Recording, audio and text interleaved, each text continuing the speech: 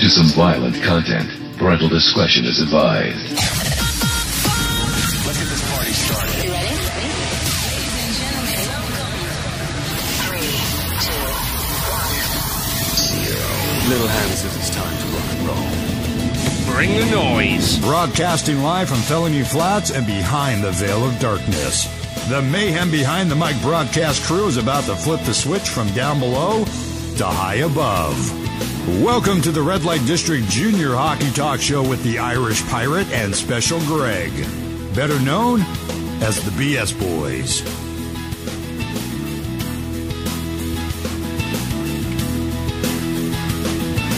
It's always kind of a scary thing when we actually have to go live and you sit there and go, oh, we have so much paperwork here. Do we have any idea what we're doing today? Sometimes we do. Sometimes we don't. Listen, hello and welcome to the Red Light District Junior Hockey Talk Show live from Felony Flats right here on the Pirate Radio Network, our home away from home, no less. We are the BS Boys, your tour guides for this edition of Mayhem Behind the Mic. Felony Flats, yes, where safety is a distant second to appeal. Yeah, and definitely we needed some safety stuff tonight. Yeah, it was one of those weird nights with a lot of flashing red and blue lights and sirens wailing and all kinds of stuff going on. Before we get to our first guest this evening, which is going to be Mark Collins, the head coach of the Bellingham Blazers, we have a few housekeeping duties to attend to, one of which is the NORPAC Players of the Week. Yeah, we've got a couple Players of the Week here for NORPAC. Offensive Player of the Week, Mickey Turner from the Bellingham Blazers, the 19-year-old from 100 Mile House, British Columbia, assisted on 2 of the 3 Blazers goals in the 8-3 loss. On Saturday in Vancouver, Turner assisted on Derek Davis's first period goal, and then tallied a shorthanded goal in the second period in the Blazers' 3-0 win. He has 29 points, 13 goals, 16 assists, and 35 games this season. Now, here's a geography lesson, Steve. I love these. Yeah. 100 Mile House has a population of 1,885 people, minus Mickey and one other person. Yeah, so 1883 now. 1883. Yeah. And it's located in south central British Columbia, 284 miles northeast from Vancouver. I had never heard of that before. Well, it's not a big place, and it's way up in sort of kind of nowhere, BC, but it'll be kind of fun to talk to Collins about where they found these 2 guys from 100 Mile House. Yeah, especially with all the options they have to play hockey up in Canada, too. Yeah. So the Defensive Player of the Week for NORPAC was Casey Kaiser of the Tri-City Outlaws. Kaiser stopped 115 of 123 shots in the Outlaws split with Eugene. That is a lot of shots over 2 days. Yeah, it is. On Friday night, Kaiser had stopped 58 of 60 shots to seal the 3-2 win for the Tri-City Outlaws. Then on Saturday, he stopped 57 of 63 in the 6-3 losing effort. For the weekend, he had a .934 save average and 4 goals against. Kaiser was a pretty good pickup. He came from Seattle, from the Western States League, and I believe Kaiser is sort of a local, so it's kind of good for him to want to go home and play. Was that because Seattle had too many goalies, or he was looking for more playing time? I think they had 3 goalies, and he wanted to possibly play a little closer to home and get more playing time. He wasn't going to get a ton of playing time behind Fink. No, so nobody really has. Not in the last few years, yeah. No, so let's, what do we got for the Western States? Sure. 3 stars. Well, before the Western States, I just want to send a hello to a friend of mine, Dirk, listening to us over in New Zealand. 4:30 in the afternoon on a Friday night, listening to us. Wow. Come on, Dirk. You know what? My favorite part, I love, you may want to mute that. So that was Dirk, actually. It doesn't buzz on the table. Yeah. Go ahead. What's your favorite part? New Zealand lamb. Really? Oh, hard to get here. But you have like lamb chops, rack of lamb, New Zealand lamb. Forget it. You are as close to heaven without dying as possible. It is awesome. It is awesome. Yeah, well, no, thanks for listening all the way in the southern hemisphere, which apparently is what, now spring? Almost going into fall, actually. Yeah, it's going into fall, summer. Yeah, yeah, exactly. Crazy. But All right. hey, thanks for listening. So Western States 3 stars of the week. We have Bryce Fink, goaltender for the Seattle Totems. The Seattle Totems have been up and down for most of the season in the WSHL, but most of the ups have been due to the great play of goaltender Bryce Fink. The veteran netminder was on his game when they needed him the most over the weekend, stopping 165 shots in 3 weekend victories over Ogden, drastically improving Seattle's playoff chances. And number 3. And number 3, Sebastian Romeo, forward. This is I think his second or third time being listed here as a star of the week. Forward for Southern Oregon Spartans for the second time in the last few weeks. There we go. The hulking forward Sebastian Romeo makes our list. In a big upset, the Southern Oregon Spartans not only snapped the Bay Area Seals point streak, but also took 2 of the 3 weekend games. Romeo picked up 7 goals and 3 assists. What a weekend, helping his team clinch the home ice advantage in the opening round of the playoffs.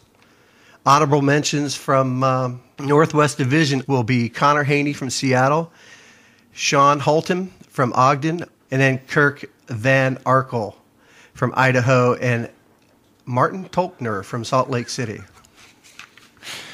Why are you laughing? You were thinking of Urkel, weren't you? No, you were thinking of Urkel. I was just admiring your reading style. Yes, thank you. It's right up there about what? Pushing the third, fourth grade level now? Yeah. That's pretty good after last week you were popping around the second grade level. Well, yeah, it wasn't a good week last week. No, it was pretty not. sick. It was not a good week. You were feeling rather under the weather. We do have a couple other things we want to mention, though. The West Sound Warriors, this is awesome. Saturday night, they have the first annual Fire and Ice benefit game, and all tickets are $6. $1 from every ticket will go to benefit the Firefighters Benevolent Fund. Now, this fund, and I know a lot of firefighters, this fund actually goes to help those that have lost their, say, like houses in fire, and it helps them find temporary housing. They're also going to be wearing special edition jerseys, which will be auctioned off following the game. Have you gone to the website yet? Have you the West Sound website? Yeah. These are awesome looking jerseys. I mean, they are really cool. So they will be auctioned off after the weekend. So that's on Saturday night. Sunday night, last regular season home game, fan appreciation night. And there's going to be a bunch of stuff given away all through the game. Tickets are on sale right now. They're going fast. So if you want to go and pick up the game on Saturday or Sunday, you better buy your tickets now because they are flying out the door. You will also be able to get a chance to take pictures and have autographs after the game with all the West Sound Warriors. So that is what a great way to blow out the weekend and the last regular season game, especially the old Fire and Ice benefit game. That's awesome. Yeah, that's great. And I can't believe it's the last weekend of the season, the regular season. Yeah, it came and went really, really fast. Vancouver's home season is done. They actually played 2 more games on the road, but we're finished calling games. It just went really way too quick. Right. And, hey, we got next year. We'll see what happens, right? We are going to be right back with Mark Collins, head coach of the Bellingham Blazers.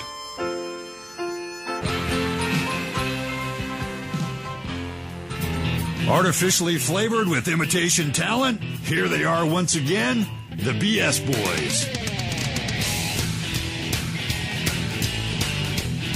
Hey, welcome back, folks. We are back from our first break.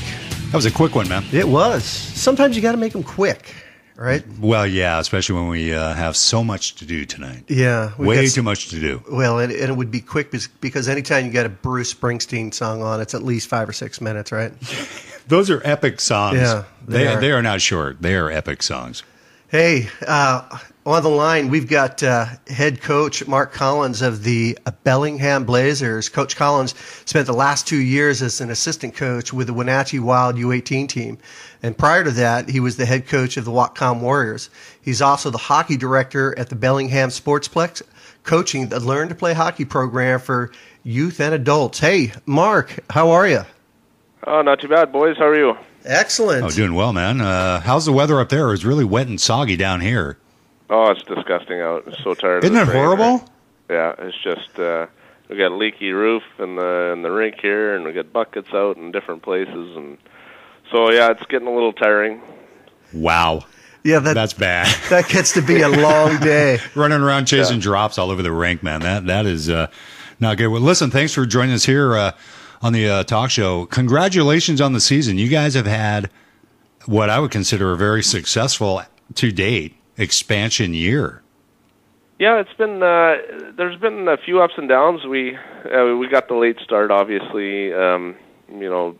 Joining the league in June, so my recruiting was cut a little bit short. But once the rosters were starting to kind of fill in a little bit, then I was able to run the practices the way we want to do it and start developing players. You just mentioned that your recruiting was cut a little short, but you ended up with a couple guys there from 100 Mile House, BC. How do you recruit from that distance? Well, you know what? It was. I actually got a call from Mickey Turner, who's one of them. His mom and dad. They have I think they have a cottage or something over in one of the islands here. So they come down in summer here and heard that we just got a team, and he was looking for a place to play. So that was the end for the first one, and then his buddy Derek Snyder was the '96 defenseman that came down later, but obviously heard it through him. So. Yeah, what a pickup Turner was, man. Player of the week, offensive player of the week. Mm-hmm. Fun to watch, fast player too. You know what? He plays with. He does what I tell him to all the time. He plays with a lot of heart and soul, and he's got just a wicked little release on his shot. And you know what? It's when he gets going, he gets that little fire in him. He's tough to stop.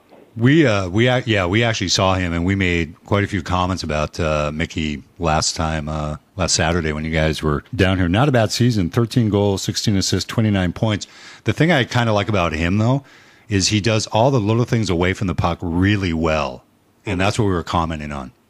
Yeah, he really does. You can tell that he's kind of had the coaching growing up, and those little things, like you said, away from the play, make a big difference to me. And those things I try and show the kids a lot of times, but it doesn't always sink in if they haven't had that foundation.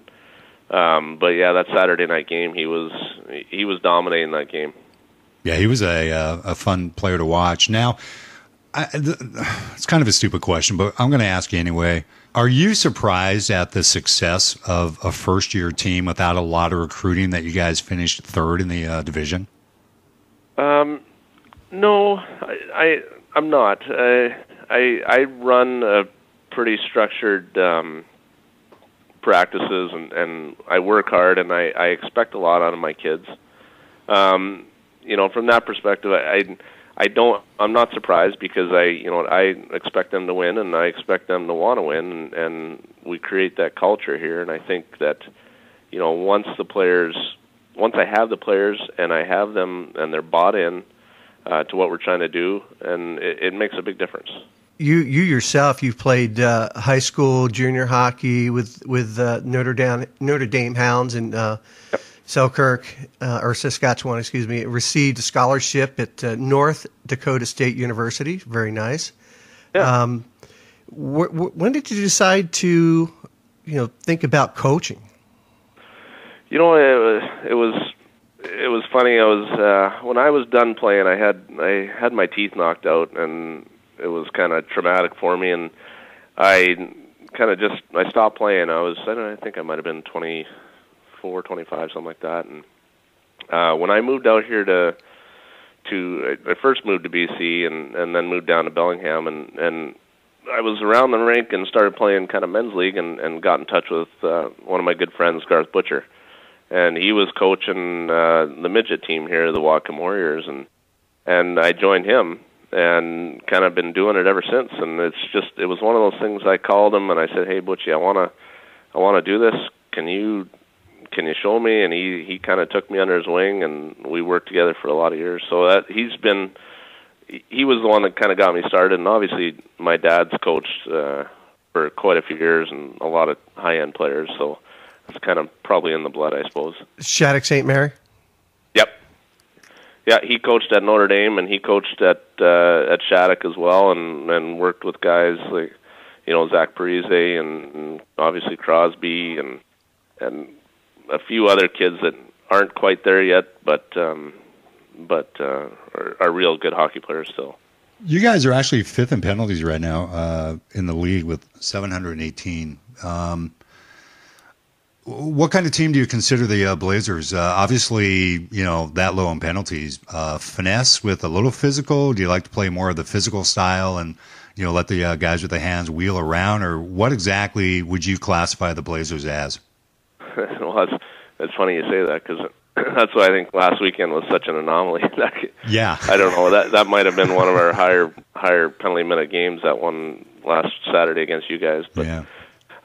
You know what? We are, to an extent. Earlier in the season, I didn't allow my boys to take the penalties because we were short-manned. We didn't have the manpower to compete if we were in the box all the time. So we had a couple additions partway through the season. One kid that I'd really hoped would play at the start, Derek Davis.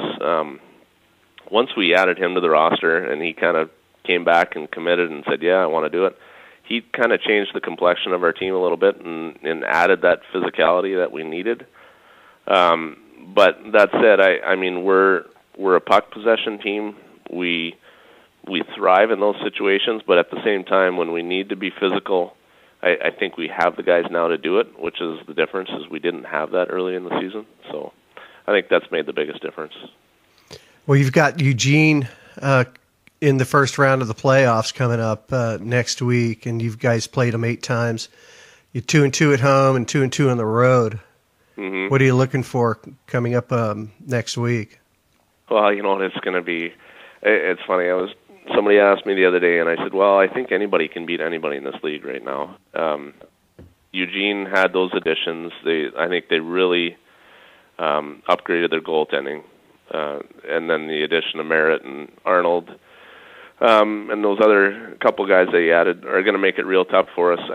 But we match up real well together. I think it's going to be a real good series, and it's real tough to predict kind of which way it's going to go. Obviously, with teenage boys, it kind of depends on which team shows up and which kind of guys come ready to play. What player in your mind has been the biggest surprise this year? Well, you know what? It's funny. And we were talking about Mickey, and he would probably be just because he's always there. He's there night in, night out, and his points.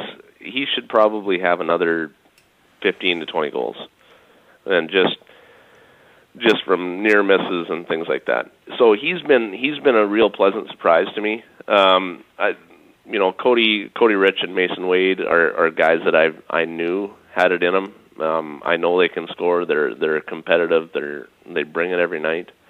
But Mickey's that one that kind of, in my mind, at the start of the season, I was thinking, well, I don't know, it might just be another player for me. But at the same time, I was hoping it'd be a little bit more, and he's turned out to be a pleasant surprise. Yeah, I can see how. I mean, he's so deceiving.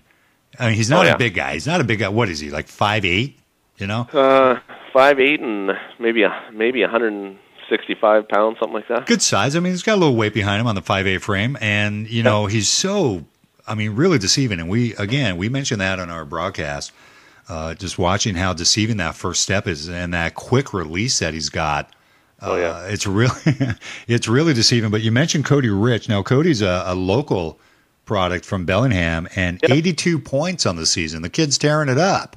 Oh yeah, and I've coached Cody for probably 6 years now, or right about when I started, I suppose. But he's always been a kid that he works his butt off every night, regardless, and he wears it on his sleeve, and I think that's the sign of a good leader is the kids really follow along behind him, and it's good to see. He's always been that heart and soul kid that's going to bring it every night. Hey, how do you pronounce, is it Papiano? Papiano, yeah. Oh, we were doing it right. We were doing it right. Yeah. Nice. We were sitting there doing like phonics lessons.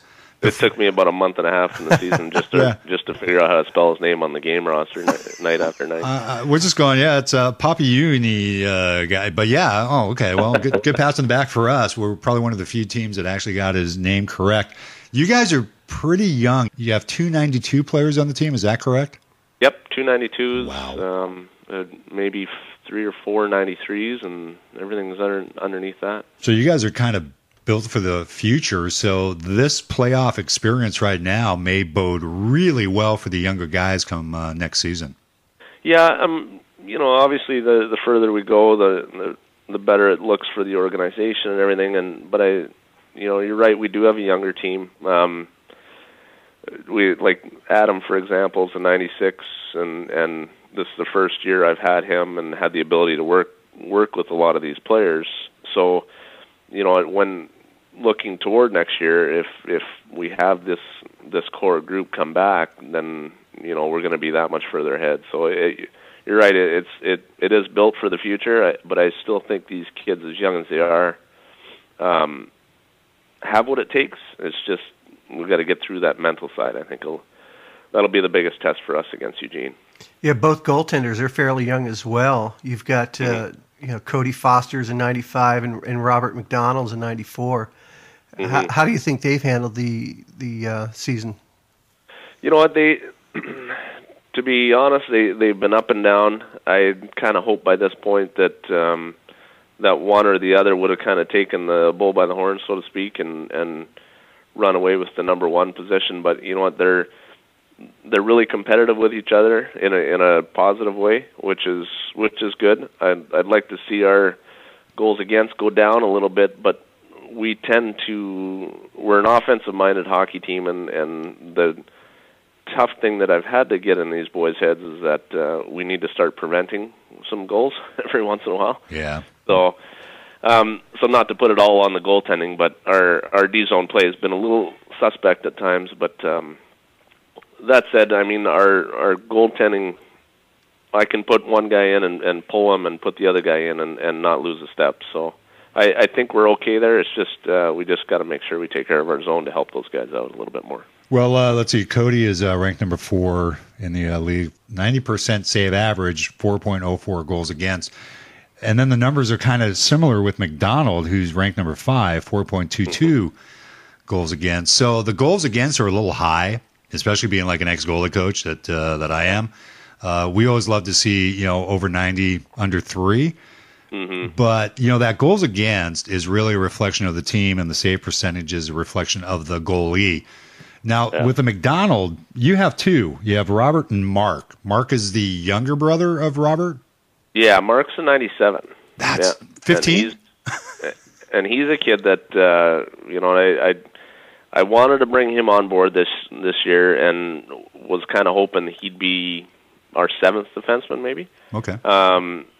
But as it turned out with, obviously the recruiting aspect, we didn't have the numbers early on. He's kind of, I forced him into a role of being a top 6 defenseman, and he's been great. You know what, for a 15-year-old, he's been good. I try and simplify his game where he's not doing too much, makes the simple plays, and he doesn't. I don't know if he's ever panicked. I don't think his blood pressure gets above almost 0. You got to hold a mirror up to him to see if he's breathing. Oh, I know. It's pretty funny in a game. So.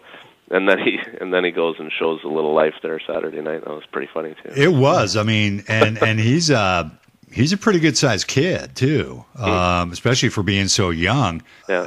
Honestly, if I didn't know he was actually a 97 on Saturday, he played a lot more mature than a 97. At least from our perspective, he did.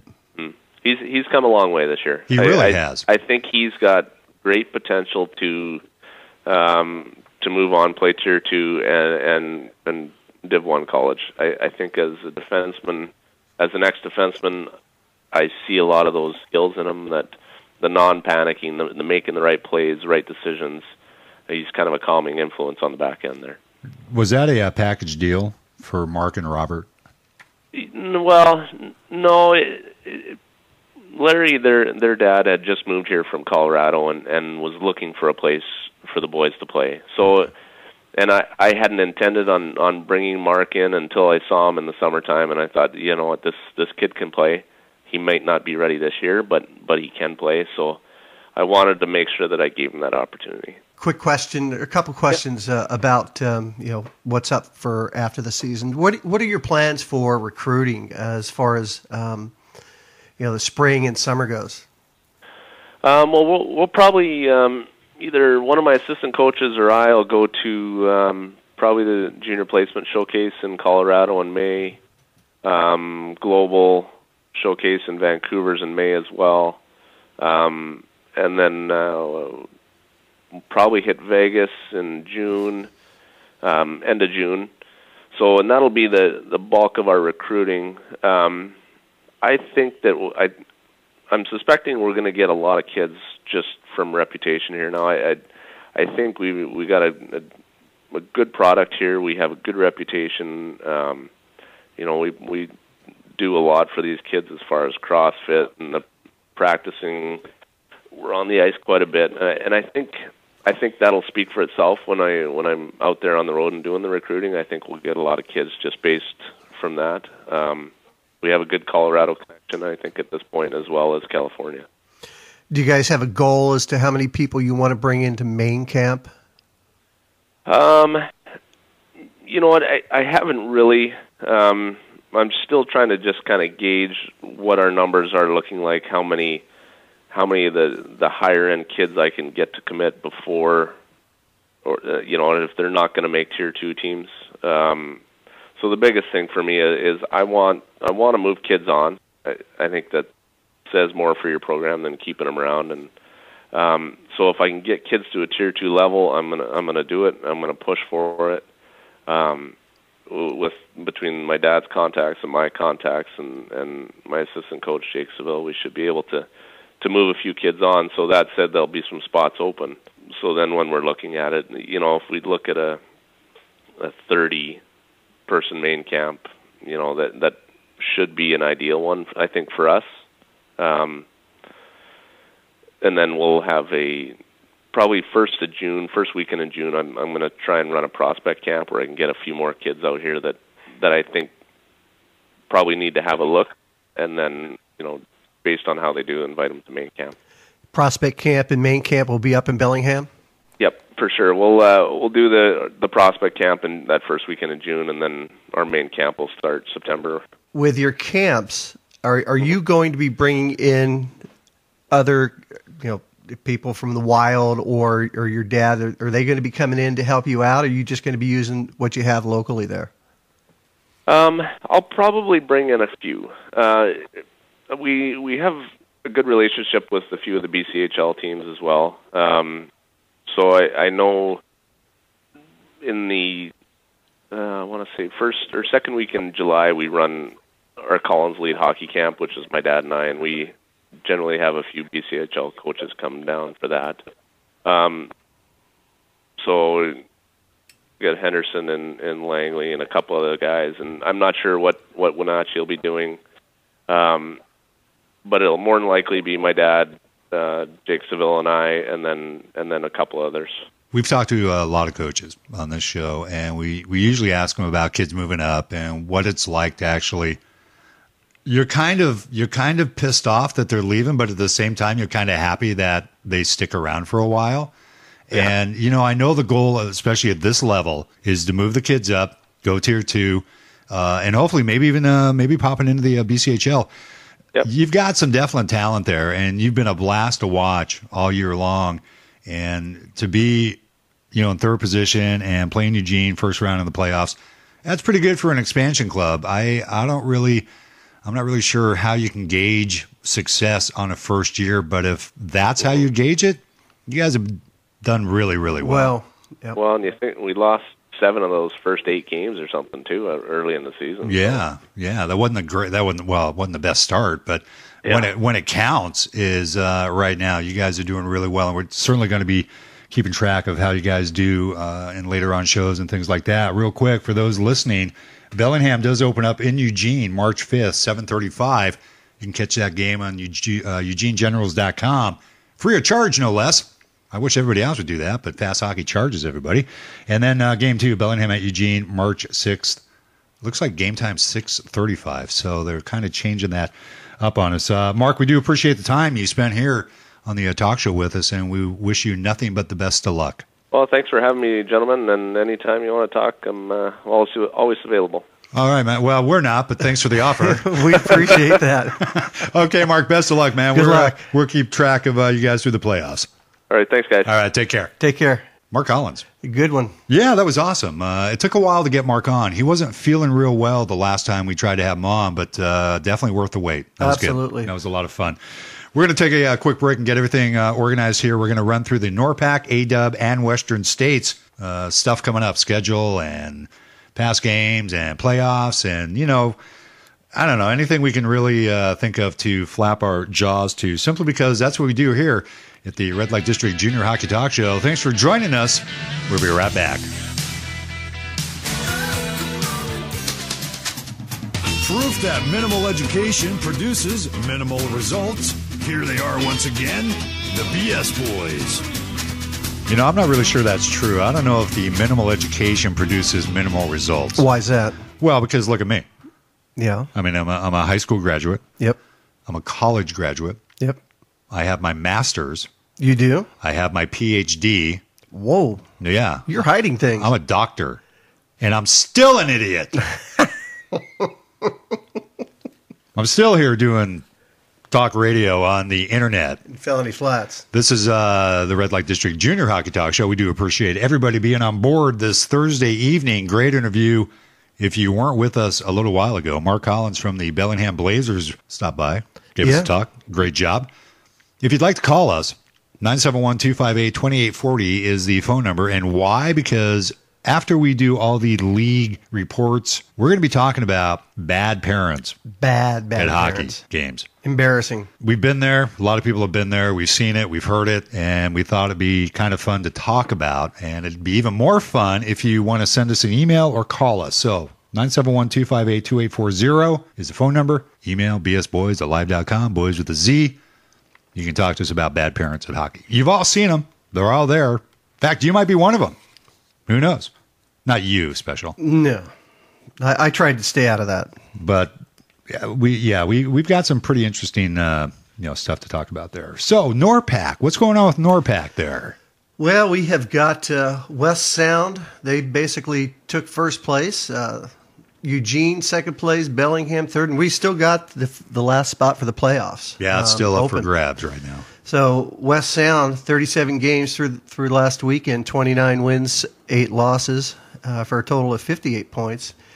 Eugene ended up with 24 wins, 14 losses, and 1 shootout loss up to last weekend. Excuse me. Bellingham, 20 wins, 16 losses, 1 overtime loss, 1 shootout loss for 42 points. And then Tri-Cities, they've got 17 wins, 19 losses, 2 overtime losses for 36 points. And this is where it gets interesting. Yes, it does. Glacier, they've got 13 wins, 5 losses, 2 overtime losses for 28 points in NORPAC. They also will be carrying over their points from the America West League. The America West League, we'll go over that in a moment. So that's going to make a difference. That could make a difference in who's going to catch the 4th spot. Well, right now, Glacier has 37 points, combining the 9 points from the ADUB. So right now, they're 1 point ahead of Tri-Cities. Glacier, I believe, has 2 games left over in the ADUB. Yes, they do. Tri-Cities has 2 games left. It is going to come down to the wire. This weekend will determine who the 4th place seed is that West Sound plays. And it's going to be fun to watch. Oh, it's going to be a blast to watch. Yeah. Just to see how this is going to play out. I mean, you always like to have things like this happen at the end of the season, and we've got something with 2 teams, Tri-Cities and Glacier. And those are really the only 2 teams that can move. Everyone else is set. West Sound, Eugene, Bellingham, they're all set. Tri-Cities and Glacier right now battling for the 4th and final playoff spot. That's going to be the fun race to watch. Yeah, in Vancouver, coming up in last place, they're up in Bellingham. They've got 2 wins, 36 losses for a total of 4 points. Not a very good season. No, but you know what? And we've said it before, and a lot of people know this. It was a season built on just a very shallow platform, simply because of the way the team was put together, based on the way the last owner left it. He left it in a shambles, and he should be embarrassed for doing that. But thank goodness that we had Keith Bemis, Bob Knurl step up by the team and put a team together that actually had a sweater to wear this season. Otherwise, it was going to be a dormant year, and they would have come back next year. But thanks to those two guys, we had a team. And so, yeah, it wasn't a good year, but it was a year nonetheless that otherwise wouldn't have happened. Yeah, I would completely agree. And talking with Keith at the break, or coming out of the break last weekend, I think Saturday night's game, he had a lot of good things to say about what they've got planned for the offseason. So we've got good things coming, hopefully, next year. I hope so. So should we go over some goalie leaders for Fire away, the man. Norpac? You betcha. Jordan Wurzak, number one goalie so far. West Sound Warriors, he's got 18 games in, 1,025 minutes played, 13 wins, 5 losses. The young man's got 3 shutouts, 47 goals against, with a 2.75 goals against average and a save percentage of .917. Okay, so let's just we'll do the names and the goals against. We don't really care about the minutes. Names and goals against. You know, unless you want to read every little nuance of every Sure. little line, we're going to be here till midnight. No, we can't be. Well, we've got time to kill, right? No, let's just Tyler Huberty actually from Glacier comes in right now. He's actually 5-1 with 1 overtime loss, and he's got a 2.99 goals against and a 9.13 save percentage. Now that's only 7 games in NORPAC. Yep. His goals against and his stats don't really count from the A-Dub.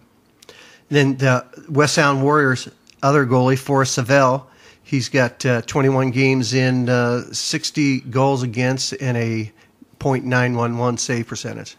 Pretty impressive, actually. Yep. Savell was a lot of fun to watch this year with West Sound, and same with Wurzak, both solid goaltenders. Then we're going to come up to the Bellingham goalies. Cody Foster right now, he's played 19 games. He's 9-8. 2 shutouts, 4.04 goals against, 90% save average, and then Robert McDonald follows that up. He's 10-8 with 1 overtime loss, 4.22 goals against, 88% save average. Now, the reason we're talking about goalies is because when you start getting to playoffs, they're huge.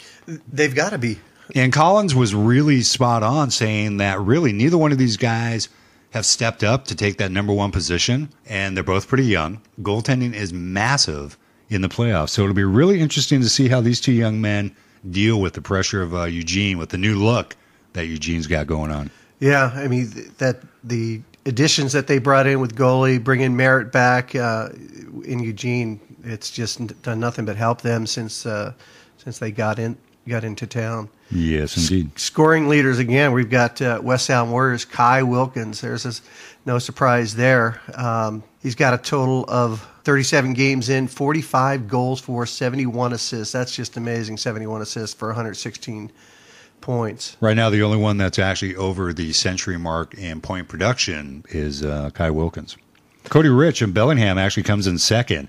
42 goals, 40 assists, 82 points. Not, you know what, for a local kid, and again, Coach Collins referring back to it, who's actually coached Cody for a while, he's had an impressive year. He is, and he's fun to watch. He's a lot of fun to watch. With that puck, he's very smooth with that puck. Nice hands. Then we've got number 3, Josh Tweetmeyer, who ended up missing, 8-9 games when he was out with his hospital visit. He ended up with 28 games, 34 goals, 42 assists for 76 points. You can imagine what he would have done had he not missed those games. It's just good that he's back on the ice again. Yeah. Spinal meningitis and a diabetic issue that kind of sidelined Josh for a while, and good to see him back. I bet still recovering from that. I don't think we've seen the best Tweetmeyer has got yet. But we'll see what the playoffs bring. Yeah, it takes time to get back in that. That's a serious illness right there. Yeah. That's not something you come back from quick. So good to see him on especially the ice. this level of hockey, right? He's young. He's got resilience. He bounces back quick. Then we've got Eugene Generals. They've got the number 4 and 5 spot right now. Zach Johnson, 37 games in. He's got 33 goals, 34 assists for 67 points.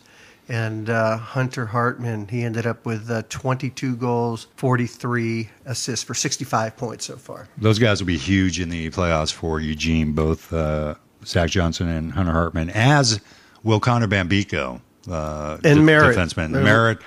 Look Huge. at Merritt's done just coming back the last couple of weeks, right? Oh, yeah. Very, very impressive. And we'll say it again, the race to watch right now, not that the other games don't really count, but there's no movement that can take place other than Tri-Cities and Glacier. So those are the teams we're going to be watching this weekend in NORPAC, so we know exactly who is the fourth place seed in the playoffs. Do you, when you're on one of those teams that you have no movement, you've already wrapped up your spot, you resting your first line?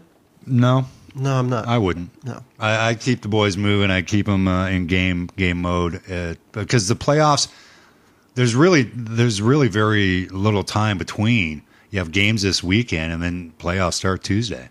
Yeah, so I keep them going. You come out with all 8 cylinders pumping. You practice like you play. Well, you unless play you have a like Pinto. you practice. And if you have a Pinto, right? you only got 4 cylinders going. Well, unless you put an 8-cylinder in there, which you and I have seen people do. I did that. Yeah. I had a 73 Pinto, the ones that used to explode by being rear-ended. Yep. Yep. It had a little, short block Chevy 350 with a blown 671 blower on it. Thing produced about 800 horsepower and actually ripped the rear axle out of the car. Why we put that engine in there, I have no idea. But, sometimes visions are greater than the end result. It was a fun try, though. Yeah, good. So this weekend's games, it's going to be the end of the regular season. We've got total of 5 games. We've got West Sound in Eugene this weekend, Friday night, 7:35, puck drop. Vancouver's visiting Bellingham Friday and Saturday night. Both puck drops are at 7:35. And then as we mentioned, the games to watch are going to be Tri-Cities and West Sound. Saturday, 7:35 puck drop in Bremerton, and then Sunday, 7:35 puck drop. You know what we should have done? We should have asked Mark Collins. They don't have an announcer up in Bellingham. No. Hey, we got nothing going on. You want me to give him a call back? We can go play announcer up there in Bellingham for a while in the playoffs. We can give him a call We're back. fairly inexpensive. Fairly. Do you think we could make it up there? Not neither one of our cars right now. Yeah. No. Your car's falling apart, and mine's about to be repossessed. But I do have the appointment tomorrow. Yeah, that's good. get a Yeah, maybe we're check into that. You never know. Possibly. So, A-Dub. Yeah. So what do we got going on in the A-Dub? Well, I want to make a quick, breaking news. Breaking news. Yeah, do we have the little sound clip for we breaking don't. news? If I'd known we were going to have a breaking news segment, I would have brought the sound clip. No, this is actually kind of exciting. Brandon Parkhouse, who used to play for Helena 4 to 5 years ago, just finished college at Becker, D3 school. He just made the jump to the ECHL. Wow. Yeah, which is awesome. That's exciting. Yeah, it's very exciting. And his brother Ryan Parkhouse was a beast for Helena for a long time, but he is going to be dressing for Ontario in the ECHL this weekend. So that's kind of fun. What a big jump, D3 to ECHL. Nice. Wow. Yeah, that's definitely a way to transition from college into real life, right? A lot of kids from the pack have gone to Becker College. A lot of colleges back east took a lot of kids from the NORPAC, and that's exciting going from the D3 level to the ECHL. So what do we got for A-Dub over there? Well, Helena's clinched the division title. They're done. They're done. Surprise, surprise. 42 wins, 2 losses, 2 overtime losses. They've got ending up last weekend with 86 points. They've got a couple games this weekend. Find out how well they finish up. So they've got Yellowstone. They are in second place right now. 33 wins, 11 losses, 2 overtime losses with 68 points total. Gillette, 45 games in, 28 wins, 13 losses, 4 overtime losses for 60 points. And then we've got Missoula leading Billings by 9 points. That Missoula's got 26 wins, 18 losses, 1 overtime loss, 1 shootout loss for 54 points. And Billings 20 and 20, 3 overtime losses, 2 shootout losses for 45 points. Those 5 games right there. They're big. They're big. Yeah, they are. Then we've got Great Falls, 14 wins, 29 losses. They've got a 1 each shootout and overtime loss for 30 points. Glacier, as we mentioned, has 9 points, which transfer over to the NORPAC playoff picture. And then Bozeman has 1 win, 44 losses for 2 points. They actually, Bozeman did get the win, and I called it. I do believe I called it the night before they played that they were going to get the win that weekend. Thursday night? Yeah. Yeah, you did. Happy with that. Yes. I'm a fortune teller. I didn't do very well on my picks last weekend, though. I'm a little disappointed in my picks last weekend. Would you like to share with us how many you got right? No. I could, but I won't. I can't remember, actually. Was it more than 500? No. Oh. No. So you had a collapse from the week before. I did. I was smoking the week before, 11 out of 12. And then last weekend, I completely botched the Ogden-Seattle picks, but I picked the Southern over Bay Area. So I only had, 6 games to play with and only won 2 of them. No, that's not bad. That's not good. It's not bad. Yeah, it's not bad, I guess, but it's not real good. So we actually have Missoula is in the playoffs. So those teams are set. Helena, Yellowstone, Gillette, and Missoula are in the playoffs. Now, the playoffs actually for the A-Dub, they're kind of starting soon. They're going to start on March 8th. That's not too far away. So this weekend, again, no movement. No matter what happens, no movement. The playoff teams are set. The playoffs start March 8th. And then the finals, which I do believe is called the Lewis and Clark Cup. The Lewis and Clark Cup. Yeah, the championship for the A-Dub, that is actually on the 22nd of March. Where's that held? Well, it depends on who's in it. What do you mean, where's it held? Where's it held? Montana. No. Yeah. What if Yellowstone makes it? I'm going Idiot. Montana. Yeah, going safe. It is interesting, though, the way they do it versus the pack for the playoffs is they go a 1-1-1-1-1 series. 1 away, 1 home, 1 away, 1 home, 1 away. Unless. And the top seed will have the 3 home games. Unless they're outside of the 250-mile range. Now, that's where it gets kind of interesting between Yellowstone and Gillette because sources tell me they're about 254 miles apart. 4 miles. 4 miles over the 250. Wow. Why do you have to make things so difficult? I'm it's not. 254 miles. Yeah, 4 miles over the 250 limit. Now, they may just say, you know what, let's just do the 1-1-1-1-1 thing. They may pop to the 2 and 3. We won't know until later on. But the playoffs are fairly set for the A-Dub starting March 8th. And then the finals on March 22nd. We got quite a few games played. You want to pop over them? Yeah, just pop over them real quick. Helena 8. Well, don't do it too quick because we know how you read. So take your time. You want me to take my time? Take your time and look at the words.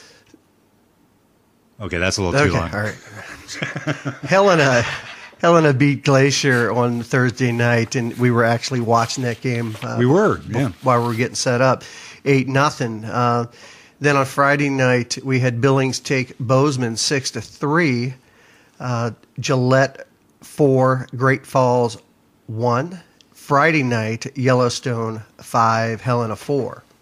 Interesting win for Yellowstone. That was a game that I watched that actually, and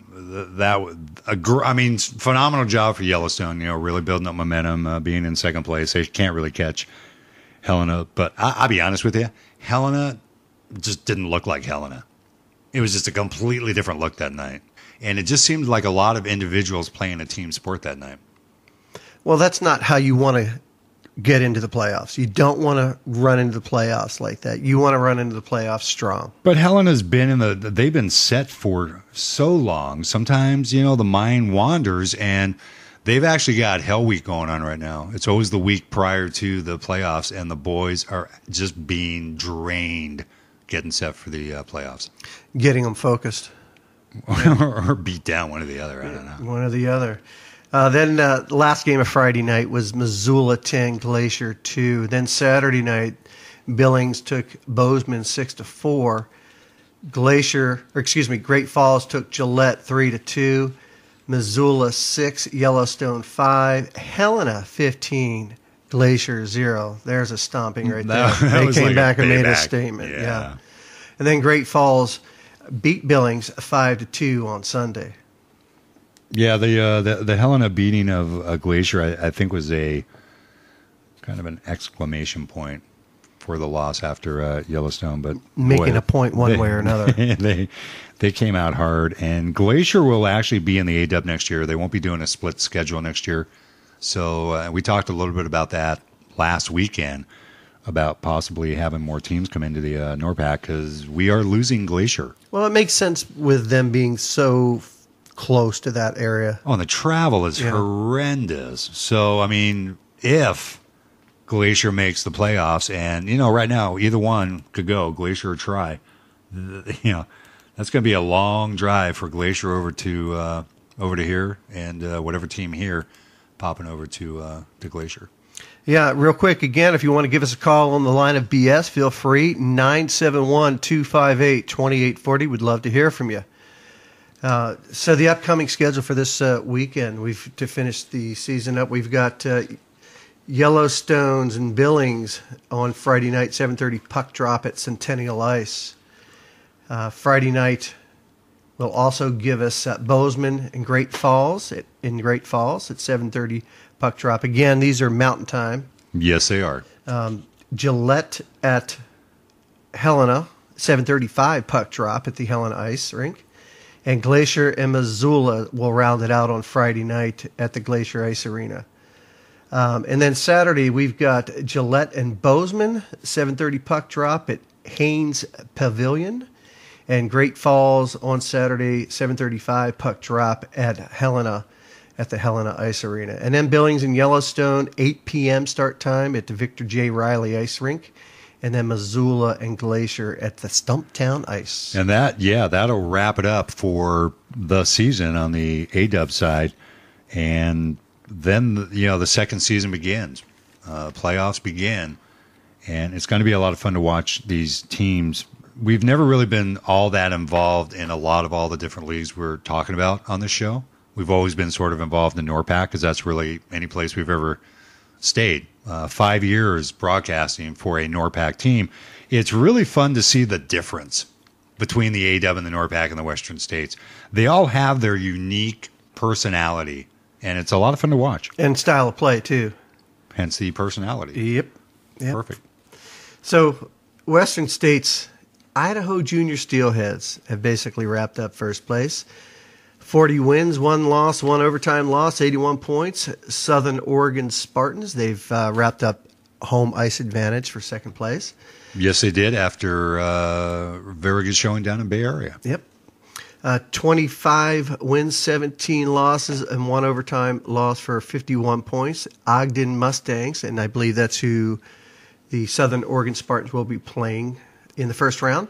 18 wins, 20 losses, 1 overtime loss, 5 shootout losses for 42 points. And then we've got the Seattle Totems, 13 wins, 23 losses, 2 overtime losses, 5 shootout losses for 33 points. This is not your typical Seattle Totem season. No, especially they dominated NORPAC for many, many years. I believe 6-time Pacific Division champions, and they made it to the national stage quite a few times, never really performed there very well, but they are 6-time Pacific Division champions. And new league, new style of play, new team, a lot of new players on Seattle. So no, 33 points, not real Totem, typical Totem hockey. Yeah, and I was actually looking over past seasons on point streak of Seattle and the other NORPAC teams, and Helena's listed up in there, and again, Helena in first place way back when. Interesting to review all those old stats. Well, Helena, was Cascade Cup champion forever, seemed like. Yeah. And then obviously Southern Oregon won the Cascade Cup last year, as Helena is no longer in the NORPAC. Yep. Then we've got the Salt Lake City Moose rounding up the teams here with 11 wins, 26 losses, 1 overtime loss, 3 shootout losses for 26 points. Games this past weekend, we started out Friday with Southern Oregon making the trip down to the Bay Area. They beat the Bay Area Seals 4-2. A good game. That was an early start time.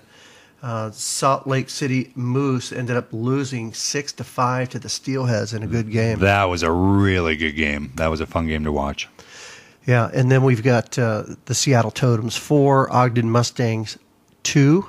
Good showing by Seattle last weekend as well. Southern Oregon Spartans came back on Saturday and beat the Bay Area Seals in a high-scoring event, 8-7. That was actually, it was really high scoring, but it was really back and forth the whole game. Southern Oregon had to come back from 2 goals down. And then the Idaho Junior Steelheads at 10, Salt Lake City Moose 4 on Saturday, Seattle Totems 4, Ogden Mustangs 3, and then that was Saturday. Then we had 2 Sunday games. Seattle completed the sweep for the weekend, 4-2 over the Ogden Mustangs, and the Bay Area Seals finally were able to pull out a win against the Southern Oregon Spartans on Sunday afternoon. Now, it says on the schedule it was a 3 p.m. puck drop. It was not. It was an 8:30 a.m. puck drop down there. And they played in Vacaville. They didn't play in the Cow Palace. So they played north of San Francisco. Yeah. So then this weekend's game, we have about 2, 4, 5 games this weekend. We've got Southern Oregon down in San Diego playing the San Diego Gulls. What a trip to make for hockey down in San Diego. Man. Mission Beach. Oh. Hello. Yeah. Let's just not go there. I'm not going there. Yeah. You're the one that went there. Mm-hmm. Yeah. Then the other game Friday night, Idaho Junior Steelheads are playing Salt Lake City Moose in Salt Lake City. Saturday night, we've got those 2 teams playing again, the Steelheads and Salt Lake City Moose, 7 p.m. puck drop. Southern Oregon Spartans are rounding out the weekend. They've got a Saturday game, 7:30 puck drop in San Diego against the Gulls, and then Sunday at 12 p.m. puck drop. That's kind of the cool thing about Western States is you get to see so many different teams and not the same 5 teams like in NORPAC. You get to see so many different variances of hockey. Well, that plus you get to head down to the tournament over the holidays in December too. Down to Vegas. Down to Vegas. All of the teams in the Western States League head down there. That's got to be a lot of fun too. Yeah, it's a great showing, and obviously the league puts on a really good presentation, and the kids get to play in front of a bunch, and I mean a bunch, 55, 60 college recruiters and scouts from different levels of hockey. So they're exposed to a lot of different people all at one time. So Seattle swept Ogden. Seattle and Salt Lake kind of were battling there very closely for the 4th and final playoff position. But with the sweep of Ogden, Seattle really... they've got a pretty solid 4th place hold, and something serious is going to happen for Salt Lake to pass Seattle. It's really almost mathematically impossible. Still mathematically possible, but kind of the odds are way out of their favor. Yeah, and Seattle's got the weekend off. Yeah, they only have 3 games left. They get to play Fresno, not this weekend, but the following weekend. So kind of the way it goes, if Seattle wins 1 more game and puts them at 35 points, Salt Lake will have to win all 5 of their last games to overtake them at 36. And they've got the Junior Steelheads this week, and that's going to be tough. That's going to be tough. If Seattle wins 2 out of the 3 games, then it's over. Seattle will have 37 points, and they got 4th place, which will put them against the Idaho Steelheads in the first round, which I don't know if that's anybody would want that. No. Idaho was just rolling 81 points this year. Salt Lake does play 2 at Idaho, 2 against Idaho at home, 3 against Ontario at home. So those are the final 5 games that Salt Lake has. Seattle plays 3 versus Fresno at home. So with the way they played against Ogden, I don't know. They may be able to sweep Fresno as well and really close the gap. They can't catch Ogden, but they will finish the season going into the first round of the playoffs on a roll. See what happens this weekend. Infinite words of wisdom, man. Yes. I'm riveted by your words of wisdom. Thank you. It's interesting in Western States, though, just so people know. The playoffs are 2 out of 3, the best 2 out of 3, not 3 out of 5 like in NORPAC and over in the A-Dub. So it's best 2 out of 3. So you better bring your best you got right out of the gate. You don't have a lot of ramp-up time. So the playoffs are best 2 out of 3. The playoffs do begin March 15th, 16th, and if a third game's needed by anybody, that will be played on the 17th in the Western States Hockey League Northwest Division. Now, we could make an announcement. We can make a partial announcement. Yeah. Sure, go ahead. We can make a partial announcement. There's been some discussion. Not really sure yet. We haven't really kind of crossed the T's and dotted the I's and all that kind of stuff. But it does look like we will be making the trip over to McCall, Idaho, for the Thorn Cup Championships at the end of March, as we have been invited to go produce our talk show in McCall. Which would be kind of fun. Yeah, along with some other special things that they've Yeah, asked us to do. it really hasn't been firmly locked in yet, but it does sound like we may be making the trip. We will certainly let you know once it gets decided and we lock everything in. But and it really looks like it's going to happen, if that happens, that is going to be a blast. Doing the show from McCall, Idaho at the Thorn Cup Championships. Yeah, I mean, just getting the call and asking us about it, if we were interested, was exciting to hear. Yeah, because we've been doing this cool. for 5 years, 5+ Well, not years. the talk show. Not the talk show, No. but we've been together announcing games. And the first, you remember the first weekend games we announced was against the Wenatchee Wild of the North American League, a brand new team, and their goalie happened to be Mr. Caruth, who's the Winterhawk goalie at this point, playing the NORPAC River City Jaguars. We're standing there probably 2 inches apart from each other, if not touching shoulders, trying to hear each other talk out of gaming headsets. It was hysterical to look at and go back and think about how we had that set up as opposed to what we have now. I really don't want to go back and think about that. But thanks for bringing back that just absolute nightmare issue. We're going to go ahead and take a break. We're going to get set for the next segment. Once again, phone number 971-258-2840. Email bsboys@live.com. We're going to be talking about parental issues at hockey games very soon. We're right back with you. This is the Red Light District Junior Hockey Talk Show.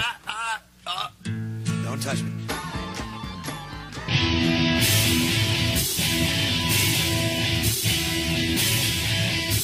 Welcome back to the State of Confusion. And your host, as they are confused themselves, the BS Boys.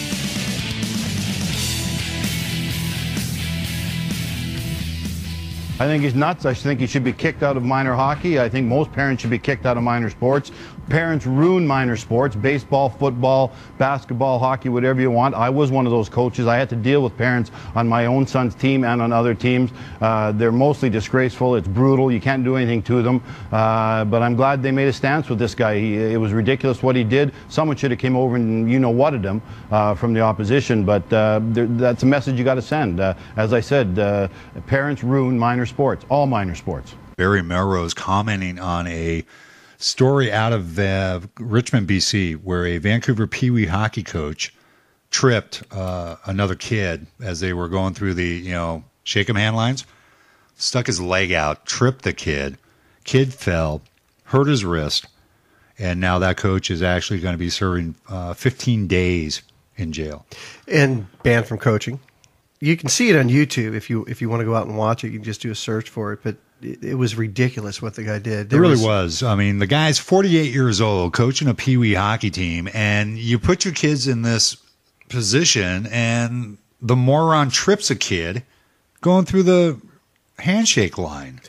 Yeah, when the kids are least expecting to have any type of confrontation, when they're out there playing, they're going to have that type of stuff with other players, but a parent, a coach, someone that the kids look up to, you don't expect something like that to happen. And, things like that happen, quite a bit and may not get the notoriety that this is actually getting. But the judge, Judge Patrick Chen, quote, "The tripping of the boys was akin to a cowardly sucker punch on an unsuspecting victim." Now, this is a 48-year-old man on a, 10, 12, 13-year-old. Yeah. What an ass. In what Melrose wanted to say, but he couldn't because he's on ESPN, is somebody should have come out there and kicked his ass. I'm surprised somebody didn't. Yeah. And the video didn't really go that far as to what the aftermath was, but 15 days for assault and apparently banned from coaching, which he should be. There's no way a guy like that should be allowed to coach. I don't care what the kid did. It doesn't matter. Makes no difference. The game is over at that point. They're going through the handshaking lines. and an idiot. It's a game. Yeah. That's all it is. So the whole thing about parents overreacting, not only with their own kids, but coaches and other fans and their own kid, how they humiliate and demoralize their own kid at times. You've all seen them in ice rinks around, especially if you've had kids playing this sport any length of time. There's a lot of embarrassing parents out there. The problem is, how do you prevent that? How do you stop parents from being just idiots? You can't stop them from being idiots. At that level, when they're getting in there for free, there are rules that the refs can ask them to leave if they're too disruptive. Right? And they can, yeah. The ref actually has the authority to ask parents or anybody to leave the rink. Right.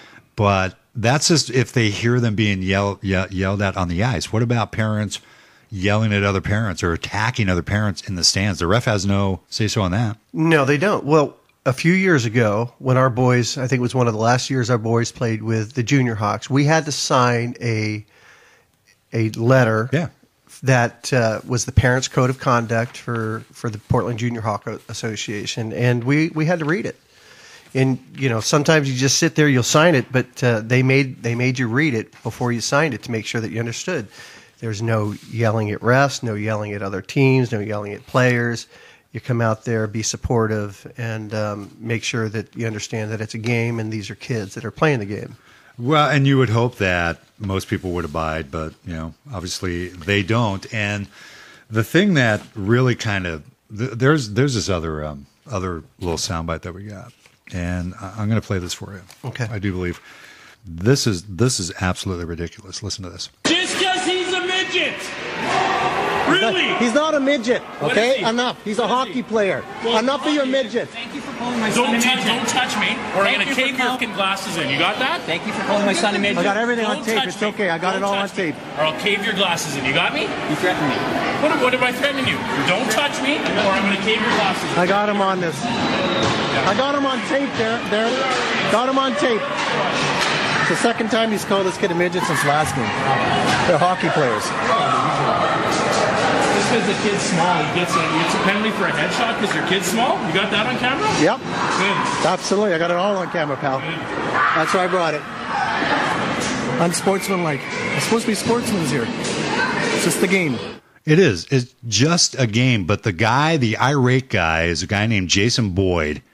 And it was a game up in Manitoba. The thing that's really disturbing about this jackass is he's holding probably a 1-year-old girl, his daughter, in his left arm, yelling at a kid on the ice, and then the father of the kid that was being yelled at approaches him, and he's having a confrontation with his baby daughter in his arms. Not smart. Don't people understand that there's this thing out there called YouTube? People with the cameras are going to catch this. They don't even have to have a camera, a mobile device that captures video. And your picture and your voice and whatever you're doing there is going to be blasted up on the internet forever. I don't think they think about that, though. They are so caught up in the moment. I mean, why would you sit there and yell at a kid on the ice, being a midget? He's not a midget. They're not talking about the level of hockey. They're insulting the kid because he's small. An adult, grown man calling a kid names. Now, the good thing about this is he's been banned from the rink, from attending other games. Is that a visiting rink or a home rink? It just says banned. No, it was his home rink, attending further games. And the thing that really kind of is, it's a good thing but a bad thing. Apparently, parents in Alberta have to take an online course teaching them how to behave in the stands before their kids are allowed to play. Apparently, this guy didn't take the class. What do you do? Get a certificate saying, hey, look, I completed my online parenting class. Or he had someone take it for him, right? Yeah, I mean, that's all fine and dandy, but really I think, and you kind of touched upon it prior to, a couple of years ago when the kids were younger, we had to sign a parenting contract saying this is the code of ethics. And it doesn't really, a contract is only as good as the person signing it. And, most people go, whatever, I'm still going to yell and I'm still going to be an ass. But how do we actually try to fix this? So, maybe tips, and it's more of maybe the person acting out is just kind of a dink anyway in real life. Maybe that's just the way he is. Maybe he's just, or she, because I know hockey moms are just as bad.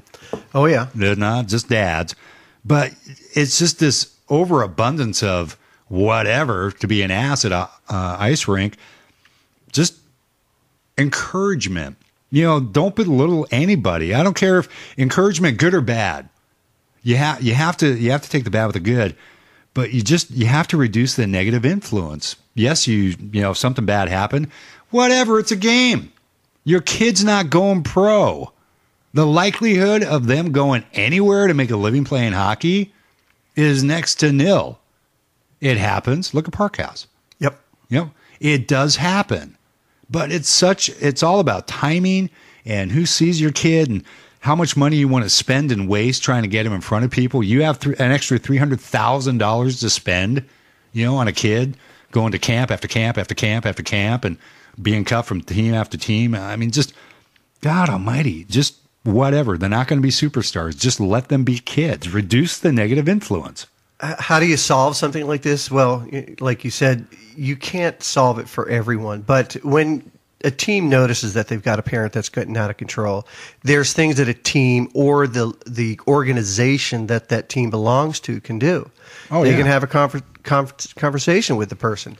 If they have a couple marks against them, they can do what this rink did up in Canada, ban that person from the ring. You can ban them, and the ref actually, if things are being yelled at on the ice, then the ref association or whoever at that point should remind them, you know what, if there's a disruptive parent, brother, sister, aunt, uncle, whoever, kick them out.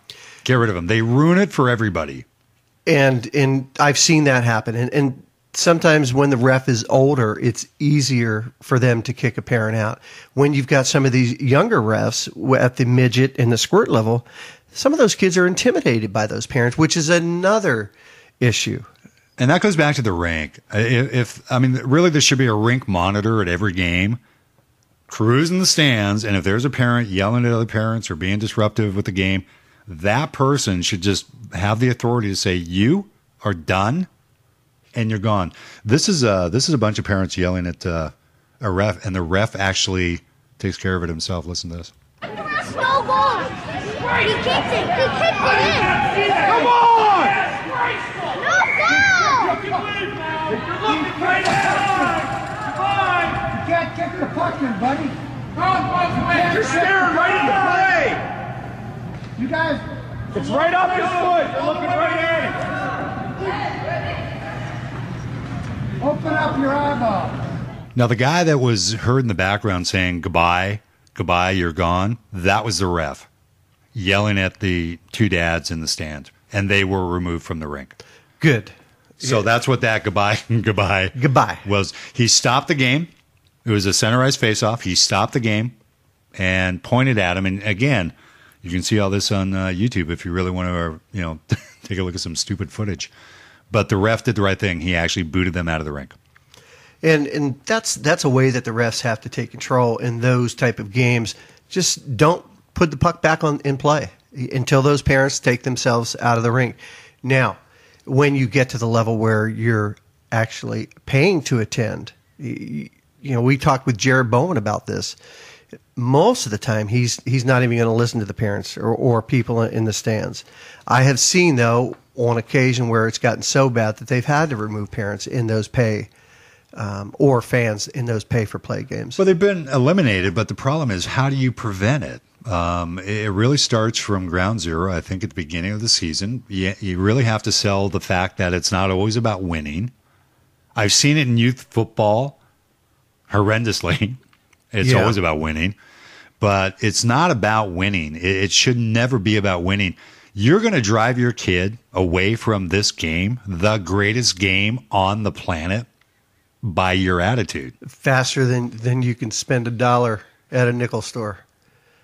Okay. Yeah. Yeah, that's pretty quick. Yeah, it is quick. See, and again, I think the younger you start with your kids, like, our kids started, when they were 5, 6 years old, the younger you kind of set them up for this kind of mentality, parents screaming and embarrassing you. And the sooner they want to quit, eventually around the Bantam age range, they say, you know what, I'm done. Yeah, I am finished. I just don't want to listen to this. I don't want to deal with this anymore. Yeah. And I don't blame them. And then all of a sudden, Dad's all pissed off because the next Wayne Gretzky just, decided to go rake leaves instead of playing hockey. And really, I think the other thing is you really have to respect the kid's opinion. The kid will talk to you, and you have to respect his opinion. You don't have to sit there driving to the game, hammering the kid. Hey, do this, don't forget to do this, don't pass the puck, take the puck from end to end. Blah, blah, blah, blah, putting all that stuff in a kid's head. Because I guarantee you right now, they don't remember it when they get to the ice rink. No, they've got a game plan that their coach worked with them week after week after week, and that's what they're listening to. And that's the player's opinion. It's not a parent's opinion. Once again, your kid ain't going to be a superstar. It's not going to happen. Sorry. Yeah. Someone sold you a bill of goods that your kid's better than everybody else. It's just, man, it's a game. Enjoy the game. Enjoy the youthfulness that these young kids bring to the game, because before you know it, it's all done. It's gone. Don't embarrass your kid in public by, calling them out in the lobby or out in the parking lot or even in the car on the ride home. A loss is a loss. If they made a mistake, that's how they learn. Yeah, and we've seen that over the years with different teams and different venues that we've been in, and it's frustrating. One of the things that really comes to mind that I can remember, about this bad parents at games is I've seen people turn cameras on individuals that are yelling and screaming. This was back before the internet was big, back in the late 90s. Back when we should have bought stock. Exactly, a lot of stock. Yeah. Well, you didn't need a lot of stock back then. Just a little bit would have gone a long way. Exactly. Yeah. And it was amazing back then how the parents would look over and say, "Are you filming me?" And then they would stop. But anymore, it doesn't seem like they really care. And you've got to be more aware of what's going on. Don't take it that seriously. Yeah, it's just a game. Here's a dad, and I want you to kind of listen. I brought the audio up at the end of the clip, and see if you can catch what this person's saying. This dad is going just cuckoo. Yeah, come on, motherfucker! That was my kid. He could have been fucking killed. Yeah, come on. Yeah, I'll fucking see you. You. Hotel the base. Can you call the police for me right away, please? Sir, would you like to come downstairs with me? Come on. Downstairs, please. Just leave.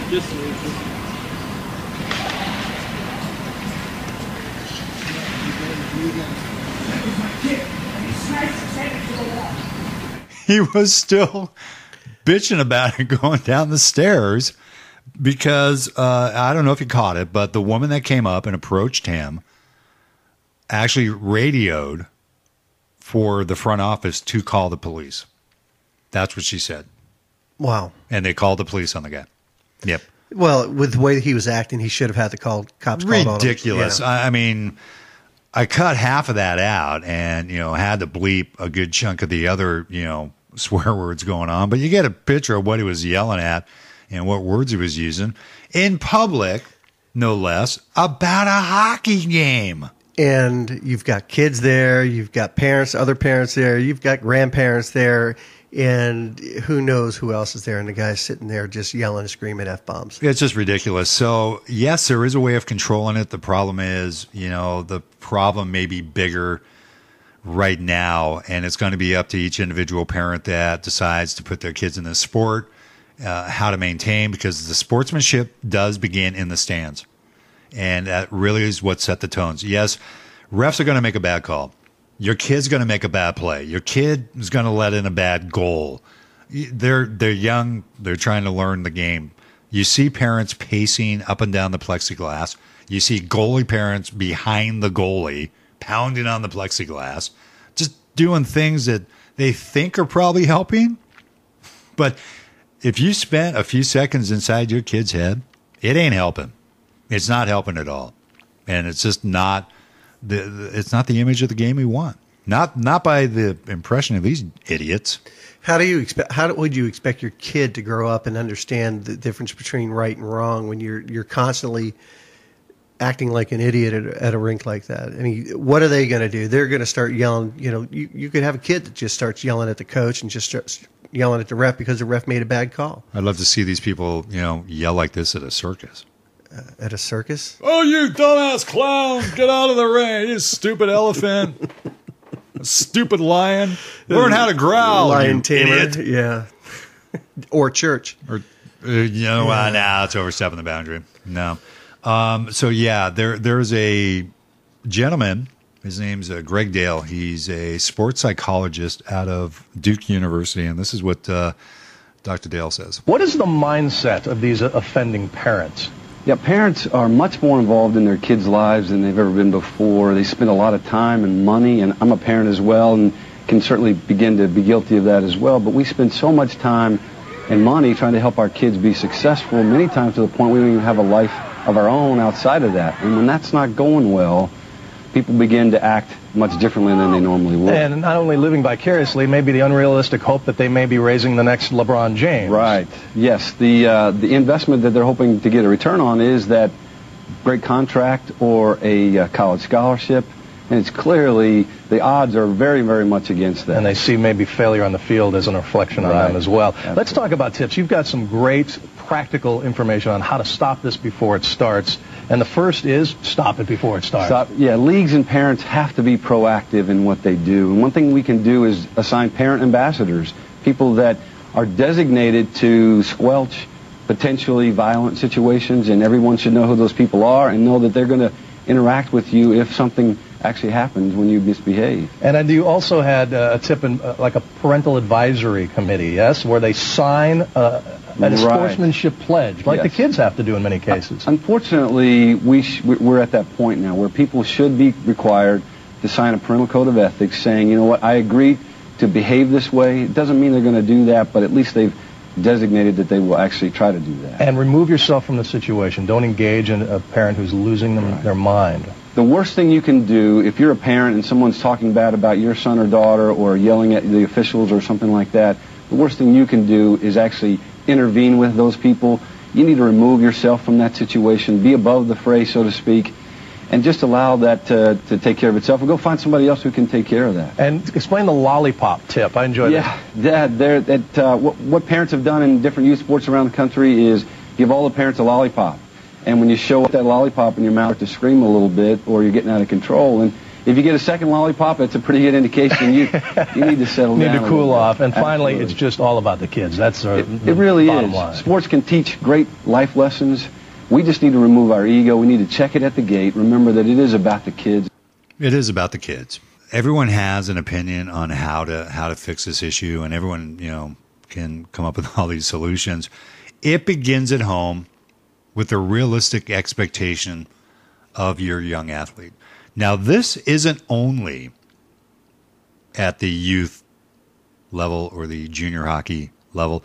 A friend of mine, a while ago, when Brian Burke was in Anaheim, a friend of mine actually ran across Berkey in a airport. They started talking about all kinds of things, but he passed on this information to me when I was talking about the show, what we're going to do and stuff like that. Burke said that even at that level, the NHL level, he would have players' parents calling him or assistant coach asking about playing time. Why isn't my son playing on the power play? Agents calling. Why isn't my client, doing this? Or why isn't he getting more ice time? Why is he always on the bench? Blah, blah, blah, blah. Even at the NHL level, from a GM of a NHL team, still get calls from parents. Can you imagine the chirping that a player would get from other players if they found that out? That would be absolutely ridiculous. It just never stops. So, a lot of people, listen to the show. Obviously, they have kids that play, and I'm hoping that they're on, the realistic side of expectations. You would love your kid to get a scholarship. You'd love your kid to go pro. But if it doesn't happen, it's not the end of the world. Think of the memories that you've created with that kid, with that, through the video and through the talks and the road trips. I still remember taking all those road trips up through the interior of BC, down to San Diego, over to Denver, Las Vegas. Those are the best memories. My kid's not going pro. I'm just thinking of the memories we had and we set up, and I love that. Yeah, I love it. You know, I mean, think of the trips to Colorado that we have. Oh, wait, you don't like to think about those because that was the plane trip. I'm sorry, I brought that up again. But yeah, I would agree. The memories that you create with your kids in hockey is just phenomenal, and the people that the boys and yourself and your family meet. Sometimes they just go on for life. They're friends for life. They can turn into lifelong, friendships. Yeah, well, look what our boys have done. They've played. My older son played in Japan in a tournament and lived with a Japanese family. We had kids from Japan over here that played in a tournament over here, and just think of those type of things. And a couple of points that Greg Dale made in there is appointing a parent ambassador. And that's what we had that one year. We had a parent ambassador, and the coach was also involved with it. But you also don't want to get involved with a parent who is irate, because at that point their blood is boiling so high, you probably aren't going to be able to calm them down. You know what's so hard about that though? If they're complaining about your kid, it's so hard to walk away from that. Just like the guy, yelling at the kid on the ice just because he's small, calling him a midget. How irate would that make you as a father? And the fact that the guy didn't actually do anything about it was amazing. But then the idiot, I'm not threatening you. You just said you're going to cave my face in and shove my glasses through my whatever. It's so hard to walk away. But you have to be the bigger person. You've heard it all your life. Just turn away. Sticks and stones may break my bones, but a hockey puck will fracture my jaw. Yes, and it has. You have to, yeah, it has. You got to walk away from this kind of stuff. And this sort of leads us into this involvement thing also, how hockey parents tend to get involved with their kids' team. And I'm not going to mention the team. But there are certain things that parents do on certain teams that can make certain people look better than possibly they really are. And the stats bear that out. So there's this one team, again, not going to say who it is. They allow roughly 49.7 shots per game at home. That's 50 shots a game. On the road, it falls to 35. Where's the disparity there? It's the parent keeping shots on goal. Yeah. And here's kind of a breakdown of this one team. 8 games had 50 shots or more. 40 shots or more in 5 games. 1 game had 33. 1 game had a normal amount of shots.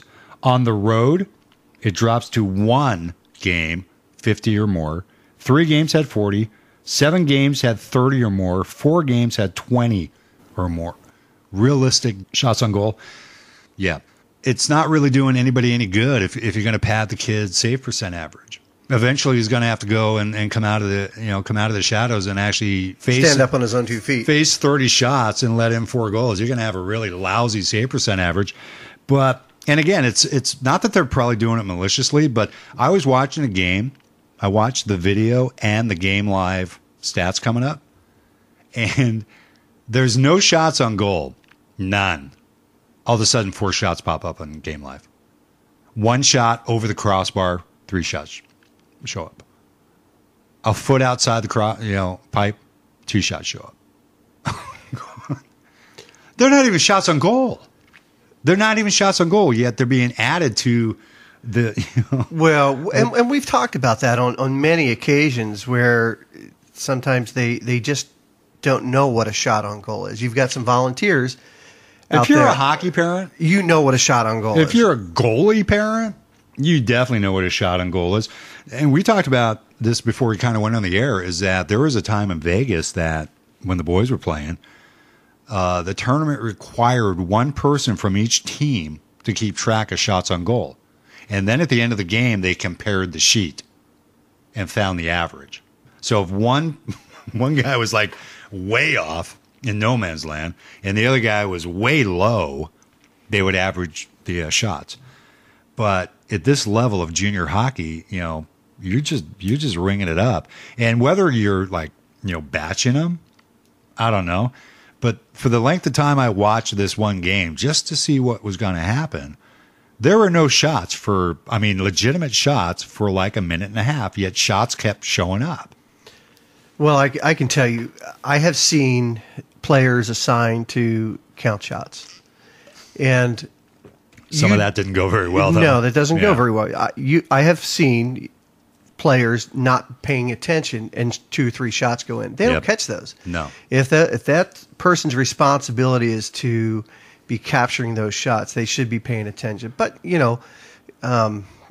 they're teenagers. They're going to get distracted when they're up in the stands and they're not playing. Or maybe paying, too much attention, because there was a couple times that we called games, and when we saw what the final shot total was, one had 99 shots on goal. Yeah. And we're sitting, was that the same game we were calling? It was a high shot total. Yeah, but not 99. It was probably in the high 40s, low 50s. But somehow along the way, we had 99 shots on goal. And then against the same team, it was like low 90s. Yeah. Going, there's no way. There is no way it was anywhere near that. And it's frustrating because it's not true to life. It's not factual. They're just going, yeah, it's a shot. That's a shot. Yeah, 3 feet out. Yeah. A shot comes in from a deep angle. Goalie goes out to cut the angle. It's going wide right from the goalie's left side. He comes out and gets a stick on it, goes into the webbing. Wasn't even close to being on net. Shot on goal. Well, how do you fix that? Well, my opinion is that you as a team, a junior team, and I'm going to use the Vipers as an example, NORPAC, is that mandate has to come down from the league office. You guys need to make sure that you're getting as accurate a shot count as possible night after night. So you need to designate someone, either a scratch player or volunteer, to count those shots. And be behind the net. Be behind with the goal judge. Explain to that person what a shot on goal is. What it doesn't count as a shot on goal as well. Because just because it comes on net doesn't necessarily mean that it's going to be a shot on goal. Oh, we've seen it go off the crossbar, off the pipe, 2 feet over the crossbar, counts as a shot on net, goes into the plexiglass. But I think if you really want an accurate, you assign that and have them back by the goal judge, and that's the greatest view you're going to have. If it would go in the net, if the puck would go in the net without the goalie there, it's a shot on goal. Period. That's it. Really simple. Outside the post doesn't count. Hitting the post doesn't count. Crossbar doesn't count. If you touch the puck coming out of the net, it doesn't count unless it will go in the net.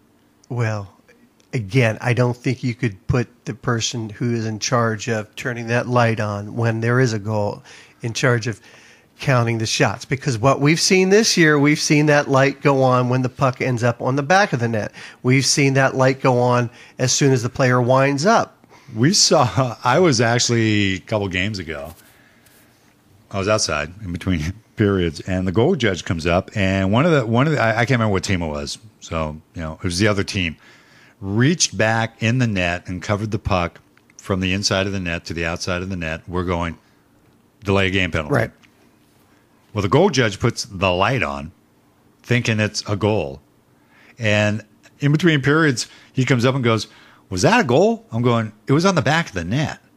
It was? I thought it was in the net. I'm going, it was on the back of the net.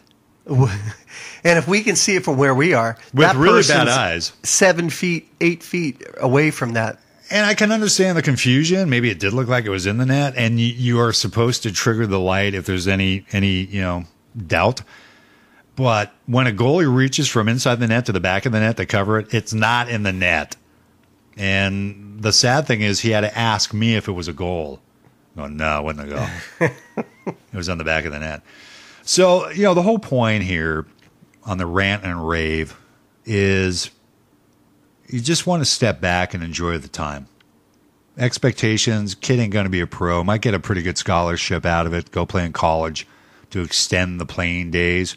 But for the most part, it's, you're not putting your kid in the sport to play pro hockey. It's for the love of the game, for the passion of the sport. And if you're lucky enough to have kids like our kids. It's the passion of the sport that really created the person they are today. And they learned a lot of lessons along the way. Yeah, no, they always do, especially with some of the coaching that these boys have had. Yeah, I mean, good lessons, bad lessons, tough wins, tough losses. You learn, you're creating people, for a lifetime, not just, because they want to hoist a Stanley Cup. All right. I'm done ranting and raving about parents and hockey and all that kind of stuff. Are you? I'm done. I hope everyone enjoyed the show tonight. It was kind of fun talking to Mark Collins and a lot of fun talking about parents that really kind of irritate everybody else. The thing that we most likely want to do is we want to remind you that we have a talk show every Thursday night right here, kind of on the Red Light District Junior Hockey Talk Show. 7:30 Pacific time. Yeah, it's kind of one of those things that it's a lot of fun. And we really enjoy it, but we really want your participation. So if you want to call and leave a message, 971-258-2840, you can certainly do that. If you want to send us an email, BSBoys@live.com. We're back next Thursday night right here, Red Light District Junior Hockey Talk Show from